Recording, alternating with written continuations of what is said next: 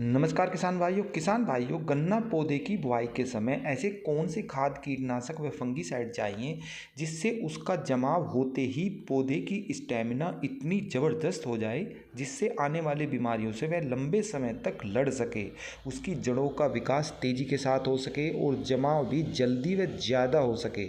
साथ ही गन्ना पौधे को जमाव के बाद खुराक के रूप में जो जरूरी तत्व चाहिए उन सभी की पूर्ति भी हो सके। ऐसे ही डोज जो आपको गन्ना बुआई पर डालनी है वो मैं आपको बताने वाला हूँ। यदि अभी तक आपने हमारे A4 चैनल को सब्सक्राइब नहीं किया तो प्लीज़ इसे सब्सक्राइब कर दें।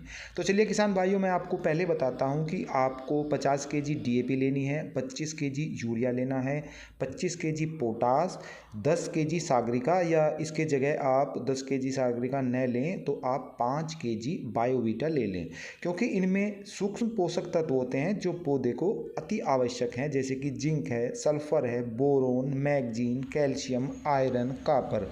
ऐसे ही कितने तत्व इनमें होते हैं दोनों में, तो दोनों में से आपको एक डालना है, दोनों को एक साथ नहीं डालना है। इसके अलावा 750 ग्राम थायोमेथोक्सोम डालना है। और यदि आप यह नहीं डालना चाहते, कुछ अच्छा लेना चाहते हैं, तो एक नया प्रोडक्ट आया है, कैप कैडिस के नाम से आया है। ये सिजेंटा कंपनी का है और 75% का इसमें थायोमेथोक्सोम साल्ट होता है और ये दीमक तना छेदक के लिए बहुत ही अच्छा प्रोडक्ट है और ये आपको 100 ग्राम पर एकड़ के हिसाब से डालना है। तो आप याद रखिए, या तो कैप कैडिस को इस्तेमाल करें या फिर थायो जो सिंपल आती है उसको इस्तेमाल करें। किसान भाइयों, यदि आपके खेत में सफ़ेद कीड़ार की शिकायत ज़्यादा है तो आप इन दोनों प्रोडक्ट को मत डालिए, यानी कि थायोमेथोक्सोम और ये कैप कैडिस मैंने आपको बताई है, ये न डालकर आप फिर डेंटेसु डालिए 100 ग्राम, जो कि ये 1200-1300 रुपये के आसपास आती है और 1 एकड़ के लिए ये काफ़ी होती है। ये इंसेक्टिसाइड है, यानी कि जो सफ़ेद कीड़ार होती है उसके टच करते ही यह उसको मार देती है, तो ये भी एक अच्छा प्रोडक्ट है। तो मैंने जो बताए हैं यहाँ पर, जो 3 प्रोडक्ट हैं इनमें से आपको एक ही डालना है। आप इनमें से अलग अलग तीनों को मत डालिए, इनमें से आपको एक ही डालना है।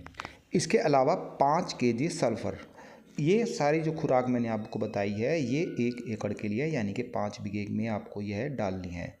अब ये बेस्ट क्यों है, क्यों ये अच्छी है और क्या क्या ये काम करती है, तो ये भी आप थोड़ा समझ लीजिए।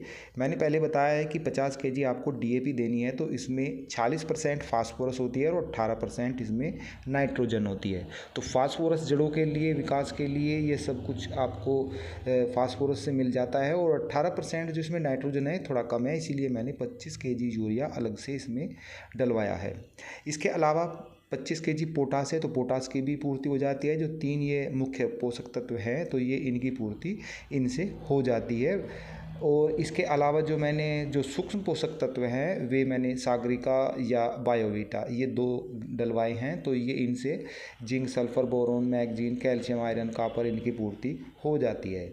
अब जो कीटनाशक है उसमें मैंने थायो डलवाया है, ये मैंने 3 बताया हैं, कैप कैडिस है, डेंटेसु है। तो उसमें जो ज़मीन के अंदर के जो कीट पतंगे हैं, सफ़ेद कीड़ार है, उस सभी चीज़ के लिए, खात्मे के लिए है।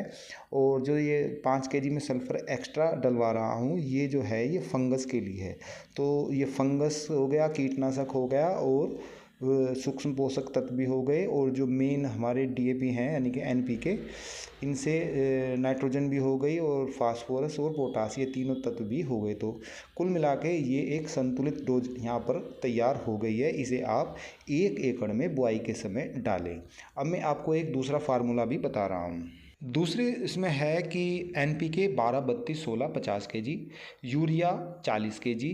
हालांकि यूरिया NPK में भी होता है, उसमें 12% होता है, 32% इसमें फास्फोरस है और 16% इसमें पोटास है। तो इसीलिए एक्स्ट्रा आप थोड़ा इसमें 40 kg यूरिया अलग से डाल दें, क्योंकि उसमें कम रह जाता है। इसके अलावा बाकी का पोर्शन वही है, इसमें आप 10 kg सागरिका डाल लें या 5 kg बायोवीटा डाल लें, और सल्फ़र 5 kg, और थायोमेथोक्सोम, डेंटेसु या कैप कैडिस, इनमें से आप एक का ही यूज करें। तो ये खुराक भी 1 एकड़ के लिए है। इसमें बस मैं केवल यही बताऊंगा, बाकी की चीज़ें तो वही हैं कि NPK में तीनों तत्व आ जाते हैं।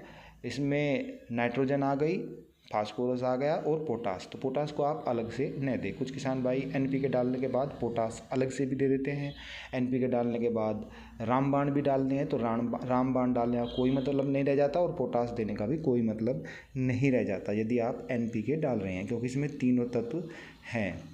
अब ये खुराक भी 1 एकड़ के लिए है, इसे 1 एकड़ में लगाएं। इसके अलावा एक तीसरी डोज भी मैं आपको बता रहा हूँ। अब जो तीसरी डोज है उसमें है 150 केजी सिंगल सुपर फास्फेट, जिसे आप रामबाण के नाम से जानते हैं, और 40 KG urea, 5 KG sulphur, 25 KG potash, और वो बायोवीटा या सागरिका, इनमें से आप एक का चुनाव करें, और डेंटेसु, कैपकैडिस और थायोमेथोक्सोम, इनमें से भी आप एक का चुनाव करें। वो मैंने खुराक आपको पहले ही बता रखी है, उसी मात्रा में, उसी रेशो में ये पर एकड़ के हिसाब से देनी है। अब मैं यहाँ पर थोड़ा डिटेल में ये बताऊँगा कि जो सिंगल सुपर फास्फेट है इसमें 16% फास्फोरस होता है, यानी कि डाई का 1 कट्टा और सिंगल सुपर फास्फेट के 3 कट्टे बराबर हैं। और इसमें यूरिया नहीं होता सिंगल सुपर फास्फेट में, तो इसीलिए 40 केजी यूरिया आपको एक्स्ट्रा कुछ ज़्यादा देना है। बस यहाँ पर एक लाभ हो जाता है कि जो सिंगल सुपर फास्फेट है इस पे बोरोन कोटेड आता है, इसमें कैल्शियम सल्फ़र थोड़ा बहुत होता है, इसमें यूरिया नहीं होता, तो ये इसका लाभ है। किसान भाइयों, ये खुराक भी 1 एकड़ के लिए है।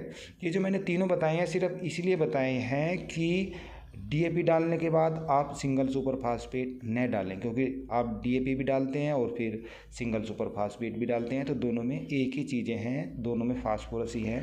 एनपीके यदि डाल रही हैं तो फिर आप पोटास न डालें और फास्फोरस भी न डालें, अलग से डीएपी ना दें, क्योंकि एनपीके में पोटास आ जाता है, फास्फोरस आ जाती है, तो आप यदि एक्स्ट्रा देते हैं अलग से तो वो एक ही बात होगी, उनका कोई लाभ नहीं होगा। और मेरा उद्देश्य भी 3 जो डोज मैंने बताई हैं यही है कि आप अलग अलग खादों को अलग अलग समझ लें कि इनका क्या मतलब है, क्या इनमें है, कितना % इसमें फास्फोरस है, पोटास है, तो ये आप यदि समझ जाएंगे तो आप उसी हिसाब से अपने आप भी खुद गन्ना बुआई के समय डोज तैयार करके दे सकते हैं। फिर मिलते हैं, तब तक के लिए जय जवान जय किसान।